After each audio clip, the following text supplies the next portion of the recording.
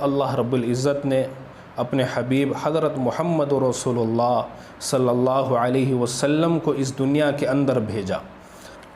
Be be آمینہ امید سے تو تھی ہی، وہ بڑی حیران ہوتی تھی کہ اب مجھے 7 مہینے مکمل ہو چکے، نہ مجھے ابکائی آئی، نہ مجھے کوئی اور علامت محسوس ہوئی، لیکن یہ کنفرم تھا کہ بطن میں بچہ پرورش پا رہا ہے۔ البتہ عام عورتوں کو جو علامات محسوس ہوتی ہیں کہ کھانا اچھا نہیں لگتا، طبیعت اچھی نہیں رہتی، ان کو ان میں سے کوئی علامت بھی محسوس نہیں ہوتی تھی، مگر ایک دو چیزیں وہ اور بھی نوٹ کیا کرتی تھی کہ جب بی بی آمینہ چلنے لگتی تھی تو درختوں کی ٹہنیاں ان کی طرف جھک جاتی تھی، ایسا لگتا تھا کہ ٹہنیاں بھی جھک کر بی بی آمینہ کو سلام کر رہی ہے۔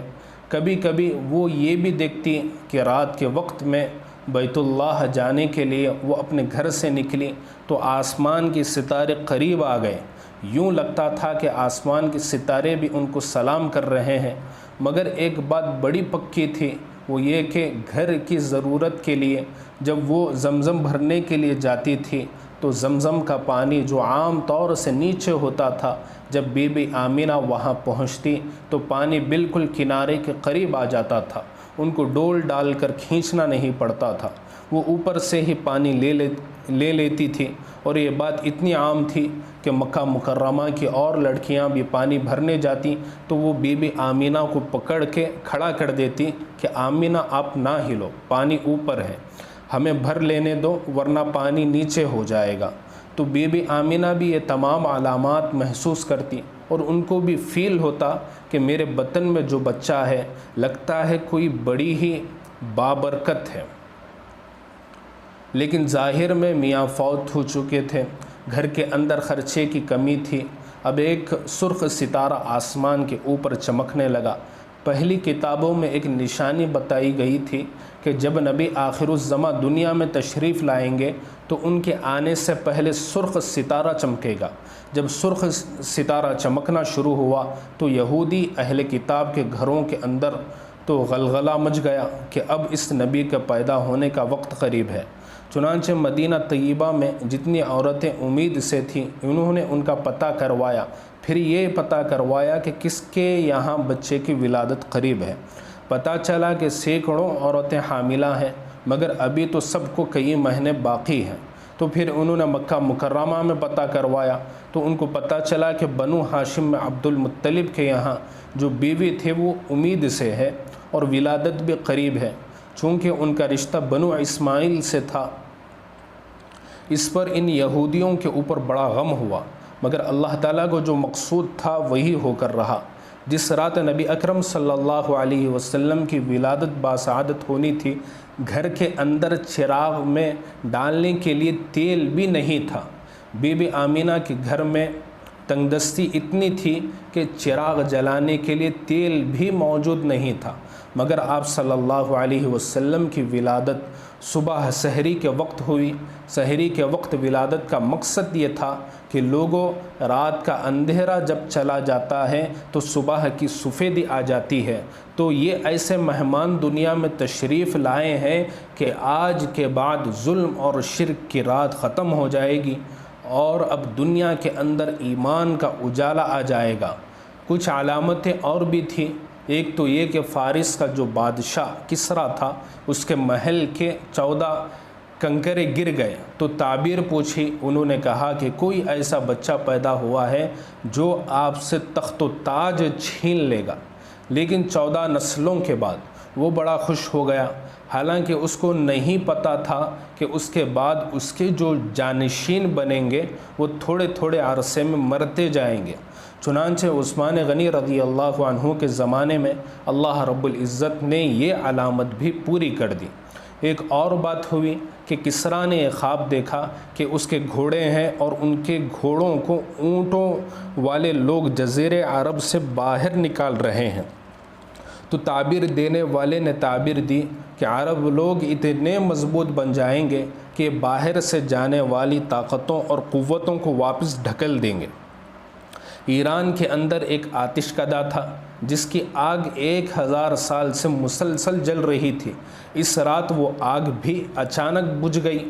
یہ علامات تھی جس کے ذریعے اللہ رب العزت نے مخلوق کو یہ پیغام پہنچا دیا کہ دیکھو اب دنیا کو ہدایت دینے والے، دنیا کے لیے شمع ہدایت بن کر آنے والے دنیا میں آ رہے ہیں۔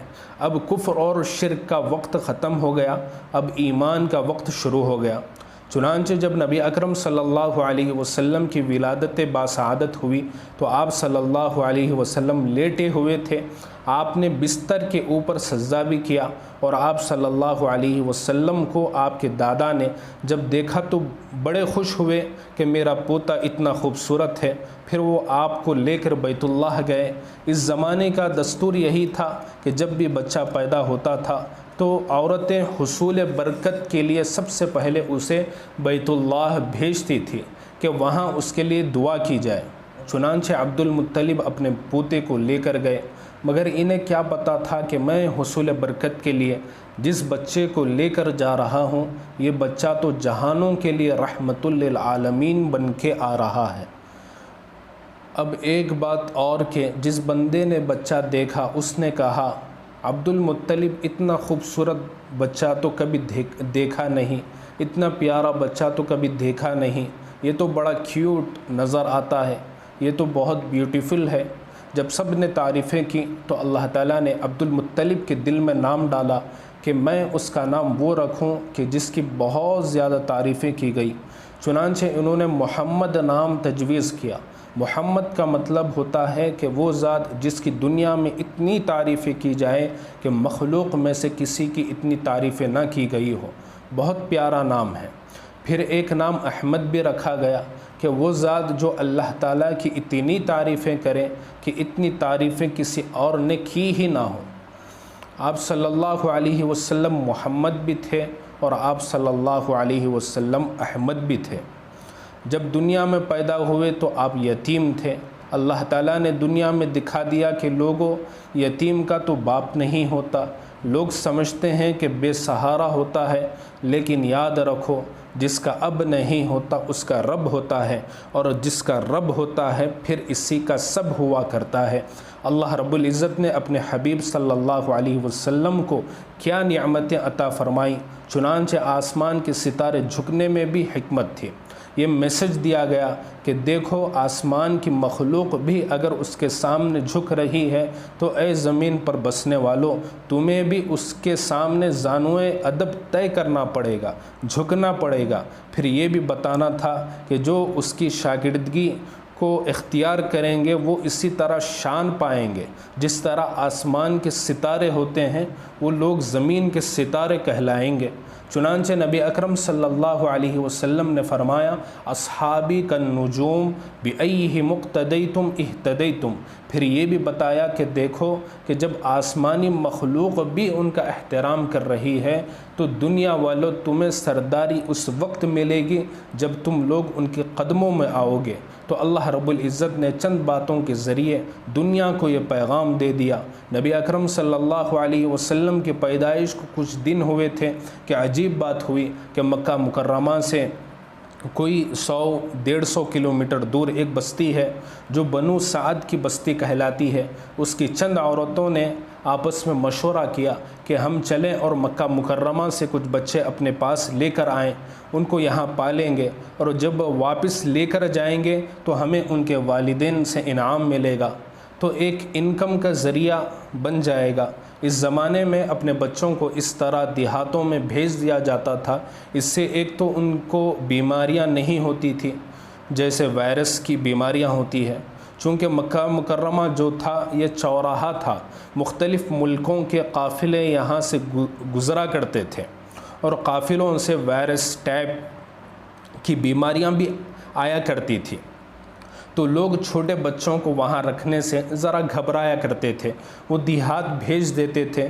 اور ایک بات اور بھی ہے کہ یہاں باہر کے قافلوں کے آنے کی وجہ سے بچوں کی زبان اتنی شستہ نہیں ہوتی تھی جو عربوں کی ہونی چاہیے تھی، تو دیہات میں بھیجنے سے وہ صاحب زبان بھی اچھے بن جایا کرتے تھے۔ چنانچہ 10 عورتوں نے نیت کی کہ ہم مکہ مکرمہ جاتی ہیں۔ ان میں سے ایک عورت تھی جن کا نام تھا حلیمہ، وہ بھی اپنے خاوند کے ساتھ چل پڑی۔ اس کے پاس ایک اونٹنی تھی اور ایک گدھی تھی، لیکن دونوں کمزور تھے کیونکہ کھانے کو کچھ ملتا نہیں تھا۔ اب باقی عورتوں کی سواریاں تو تازہ دم تھی، وہ آگے نکل جایا کرتی تھی اور حلیمہ پیچھے رہ جاتی تھی، تو باقی عورتوں کو رک کر حلیمہ کے آنے کا انتظار کرنا پڑتا تھا۔ 4-5 مرتبہ وہ مختلف جگہوں پر رکی اور حلیمہ کا انتظار کیا۔ پھر انہوں نے کہا کہ حلیمہ، ہمارا سفر بھی کھوٹا ہو رہا ہے، اگر اجازت دو تو ہم پہلے چلی جاتی ہیں، تم بعد میں آ جانا۔ حلیمہ نے کہا کہ جاؤ۔ چنانچہ وہ باقی 9 عورتیں جو تھیں وہ سب کی سب جلدی مکہ مکرمہ آ گئیں۔ حلیمہ کمزور سواری کی وجہ سے پیچھے رہ گئی۔ مکہ مکرمہ سے آنے والی عورتوں نے کوشش کی کہ امیر لوگوں کے بچے اپنی گود میں لے لیں۔ 1-2 عورتیں حضرت آمینہ کے یہاں آئی، بچے کو دیکھا کہ پوچھا کہ والد کیا کرتے ہیں؟ بتایا گیا کہ ان کے والد تو فوت ہو چکے ہیں۔ انہوں نے سوچا کہ جب باپ ہی سر پہ نہیں ہے، اب ہمیں انعام کون دے گا؟ چنانچہ یتیم سمجھ کر چھوڑ کے آگے چلی گئی۔ اب ان کے اس عمل سے بی بی آمینہ کو بڑا دکھ ہوا اور وہ سوچنے لگی کہ کاش میرا خاوند زندہ ہوتا، وہ میرے بچے کو پرورش دینے میں خود مدد کرتا، پھر بچہ ذرا بڑا ہوتا تو انگلی پکڑ کے میرے بچے کو اپنے ساتھ مسجد میں اور بیت اللہ میں لے جاتا، بچے کے سر پہ باپ کا سایہ ہوتا، وہ بچے کو کھلونے لا کے دیتا۔ مگر رب کریم کو کچھ اور منظور تھا کہ آمینہ تم کیوں پریشان ہوتی ہو، کہ اس بچے نے تو وہ شان پانی ہے کہ آنے والے وقت میں ہم آسمان کے چاند کو اس کے لیے کھلونا بنا دیں گے، یہ انگلی کا اشارہ کرے گا اور چاند کے 2 ٹکڑے ہو جائیں گے۔ اس کے والد اس کو کیا بازاروں کی سیر کرواتے، وقت آئے گا کہ ہم اس بچے کو عرش پر بلائیں گے اور ہم اس کو یہاں پر جنت کی سیر کروائیں گے۔ آمینہ تو کیوں پریشان ہوتی ہے؟ بہرحال بی بی آمینہ غمزدہ تھی۔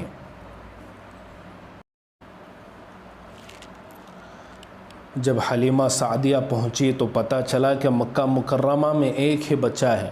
معلوم کیا کہ والد کیا کرتے ہیں، پتہ چلا کہ والد تو وفات پا گئے، تو حلیمہ سعدیہ کے دل پر بھی یہ بات عجیب سی لگی۔ وہ فرماتی ہیں کہ میں نے سوچا کہ ذرا بچے کا چہرہ تو دیکھ لیں۔ بچہ لیٹا ہوا تھا، اس کے اوپر کپڑا ڈالا ہوا تھا۔ حلیمہ فرماتی ہیں کہ میں نے جیسے ہی کپڑا تھوڑا سا ہٹایا، بچے نے مسکرا کر آنکھیں کھولی اور میری طرف دیکھا۔ اس کی مسکراہٹ میں ایسی جاذبیت تھی کہ میں نے اس کو بوسہ دیا اور اٹھا کر سینے سے لگا لیا۔ میں نے دل میں سوچا کہ اس کے والد سے انعام ملے گا یا نہیں، یہ تو پتہ نہیں ہے۔ حلیمہ تم اس بچے کو پالو گی تو تم کو اس کی مسکراہٹ تو ضرور ملا کرے گی۔ اب حلیمہ لینے کے لیے تیار ہو گئی تو حلیمہ نے تعریفیں کی، کہنے لگی کہ آمینہ تمہارا بچہ تو بڑا ہی خوبصورت ہے، میں نے تو کبھی گاؤں میں ایسا خوبصورت بچہ نہیں دیکھا۔ اس پر بی بی آمینہ نے فرمایا کہ حلیمہ تو گاؤں کی رہنے والی ہے، تو نے گاؤں میں کوئی ایسا خوبصورت بچہ نہیں دیکھا، میں تو شہر کی رہنے والی ہوں، میں نے شہروں میں کوئی ایسا خوبصورت بچہ نہیں دیکھا۔ عبد المطلب قریب میں تھے، انہوں نے کہا کہ آمینہ تو شہر میں زندگی گزارتی ہے اور میں تو ملکوں کا سفر کر چکا ہوں، میں نے ملکوں میں کبھی ایسا خوبصورت بچہ نہیں دیکھا۔ اس موقع پر اگر جبرائیل علیہ السلام سے پوچھا جاتا کہ آپ بھی ذرا اپنا کمنٹ دے دیجئے تو جبرائیل علیہ السلام کہتے کہ عبد المطلب آپ تو چند ملکوں میں پھرے ہو، میں تو ساری دنیا دیکھ چکا ہوں، میں نے ایسا خوبصورت بچہ پوری دنیا میں کہیں نہیں دیکھا۔ اور اگر اس موقع پہ یہ تصور سوچے کہ اللہ رب العزت کیا فرمائیں گے تو شاید اللہ تعالیٰ یہ فرماتے کہ حلیمہ تو نے گاؤں میں ایسا نہ دیکھا، آمینہ تو نے شہروں میں نہ دیکھا، عبد المطلب تو نے ملکوں میں نہ دیکھا، جبرائیل تو نے دنیا میں کہیں نہ دیکھا، میں پروردگار بتلاتا ہوں میں نے اپنی پوری مخلوق میں ایسا خوبصورت کوئی نہیں دیکھا۔ واللیل سیاہی زلفوں کی چہرہ والضحا اس کا سارے جہاں کا پیارا ہے، آپ محب ہے خدا اس کا، رب نے بنایا جب اس کو خود آپ کہا سبحان اللہ۔ اللہ رب العزت نے جب اپنے حبیب صلی اللہ علیہ وسلم کو بنایا تو اللہ رب العزت کو خوشی ہو گئی۔ واقعی اللہ کے خزانے میں ان جیسا خوبصورت کوئی اور تھا ہی نہیں۔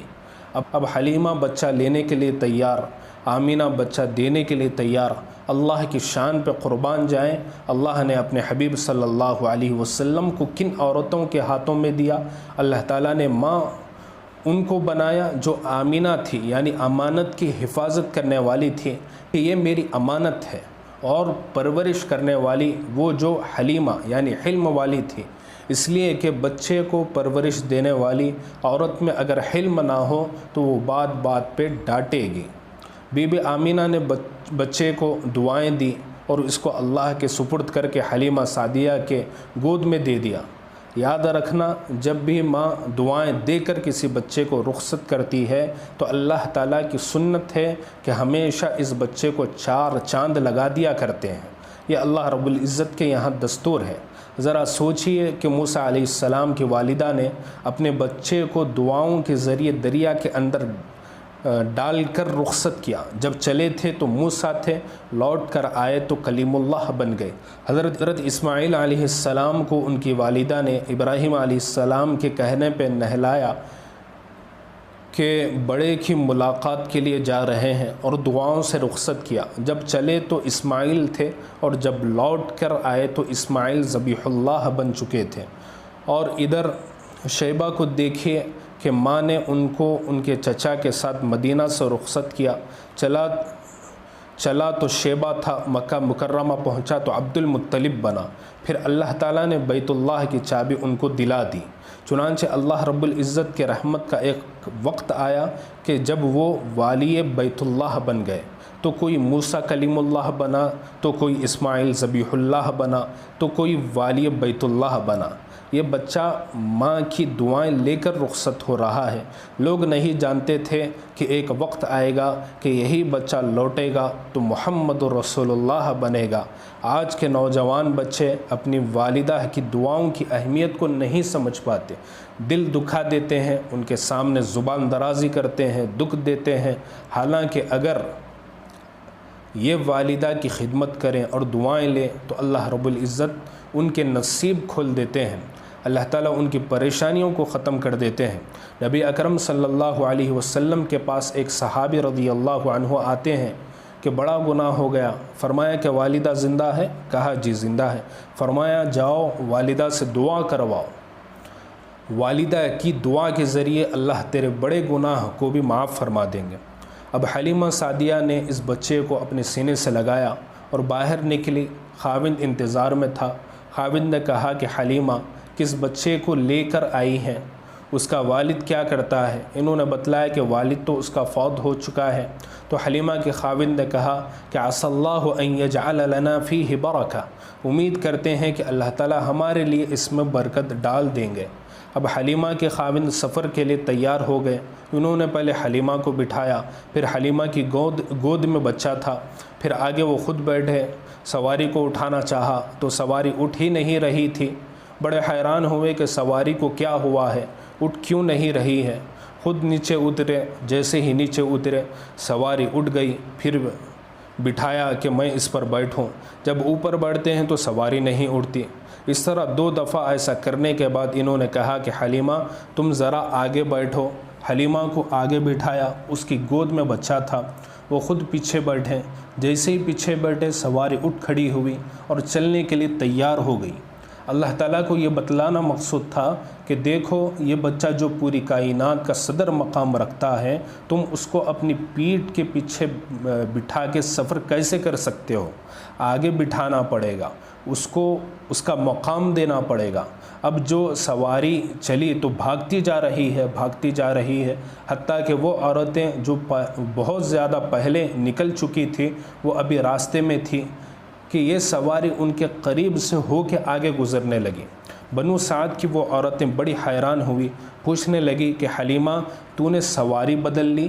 حلیمہ نے مسکرا کر دیکھا اور جواب دیا کہ میں نے سواری تو نہیں بدلی، البتہ میری سواری کا سوار بدل گیا۔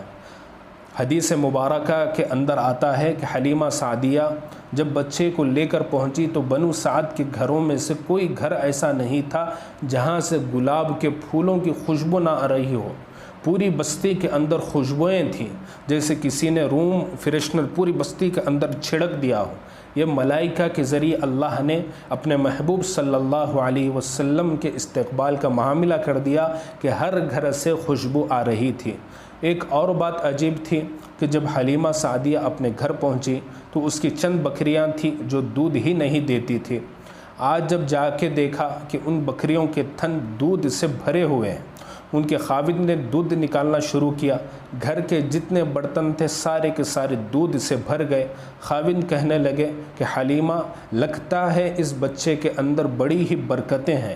حلیمہ کے خاوند بڑے خوش ہو گئے اور گھر کے اندر ایک نئی زندگی شروع ہو گئی۔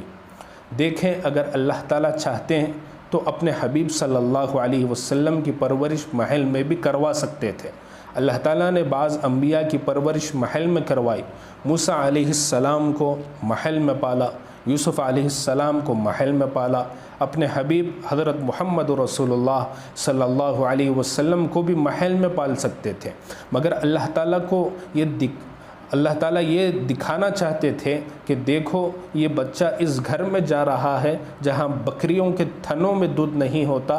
اب اگر اس گھر کے اندر برکتیں آ رہی ہیں تو آنکھ سے دیکھ کر سوچنے والے فیصلہ کر لیں کہ یہ برکتیں ساری اس وجود مسعود کی وجہ سے ہیں جس کو اس گھر کے اندر بھیجا گیا۔ بی بی حلیمہ نے ایک اور بات بھی نوٹ کی کہ اس کی پرورش میں ایک اور بچہ بھی تھا، تو وہ دیکھتی کہ یہ بچہ یعنی محمد صلی اللہ علیہ وسلم، اس کو انہوں نے پہلی دفعہ جس طرف سے دودھ پلایا، یہ بچہ فقط ادھر سے ہی دودھ پیتا تھا، دوسری طرف سے دودھ پلانے بھی لگتی تو دودھ نہیں پیتا تھا۔ وہ بڑی حیران ہوئی کہ یہ کیا معاملہ ہے، چنانچہ ان کے دو طرف کے دودھ میں وہ تقسیم ہو گئی۔ ایک طرف سے ایک بچہ دودھ پیتا تھا اور دوسری طرف سے دوسرا بچہ دودھ پیتا تھا۔ یہ اس لیے تھا کہ اللہ تعالیٰ یہ بتلانا چاہتے تھے کہ دیکھو کل جس ہستی کو ساری کائنات کو انصاف کی تعلیم دینی ہے، کوئی یہ بھی الزام نہ لگا سکے کہ چھوٹے ہوتے ہوئے یہ اپنے دودھ شریک بھائی کے حصے کا دودھ پی جایا کرتا تھا۔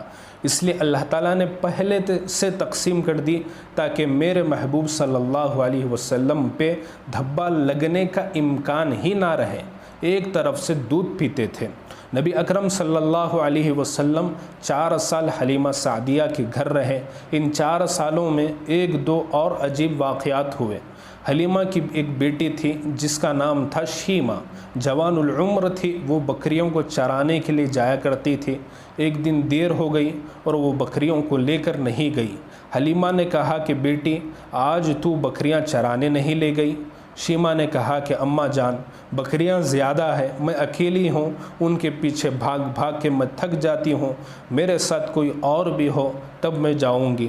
اس نے کہا کہ بیٹی میں تو بوڑھی ہو چکی ہوں، تیرا باپ بھی بوڑھا ہے، تو ہی تو گھر میں جوان العمر ہے، یہ مشقت کا کام تو تم ہی کر سکتی ہو، ہم تو مدد نہیں کر سکتے۔ اس نے کہا کہ اماں جان یہ جو میرا بھائی محمد ہے اس کو میرے ساتھ کر دیں۔ حلیمہ نے کہا کہ کیا بات کر رہی ہو، تم بکریوں کے پیچھے بھاگو گی یا بھائی کو سنبھالو گی؟ اس نے کہا کہ اماں جان اگر بھائی کو بھیجیں گی تو میں بکریاں چرانے جاؤں گی، ورنہ نہیں جاؤں گی، نہیں سنبھالی جاتی۔ تو پوچھا کہ بھائی کو لے کے جاؤ گی تو کیسے سنبھالو گی؟ کہا کہ اماں جان میں ایک دن بھائی کو ساتھ لے کر گئی تو میں نے 2-3 چیزیں عجیب دیکھیں۔ ایک بات تو یہ کہ جتنی دیر میں باہر رہی بادل نے میرے اوپر سایہ کیا رہا، مجھے دھوپ نہیں اٹھانی پڑی، مجھے اللہ نے سایہ دے دیا۔ اور دوسری چیز میں نے یہ نوٹ کی کہ 1-2 راہب قریب سے گزر رہے تھے، انہوں نے اس بچے کو دیکھا تو وہ آئے، انہوں نے بچے کو پیار کیا، کہنے لگے کہ اس کے چہرے پہ بڑا ہی نور نظر آ رہا ہے، یہ بڑی ہستی بنے گا۔ مجھے یہ بات بھی بڑی اچھی لگی کہ لوگ میرے بھائی کی تعریفیں کر رہے تھے۔ اور اماں جان تیسری بات یہ تھی کہ جب میں گئی تو میں بھائی کو ایک جگہ پر گود میں لے کر بیٹھ گئی، میری بکریاں خود بخود چرنے لگیں، انہوں نے جلدی جلدی گھاس چر لیا اور پھر جس جگہ میں بیٹھی تھی وہ ساری بکریاں وہیں آ کر بیٹھ گئی۔ اماں جان میں بھی بھائی کا چہرہ دیکھتی رہی اور میری بکریاں بھی میرے بھائی کا چہرہ دیکھتی رہیں۔ اللہ اکبر کبیرہ۔ اللہ رب العزت نے اپنے حبیب صلی اللہ علیہ وسلم کو کیا ہی حسن و جمال عطا فرمایا تھا۔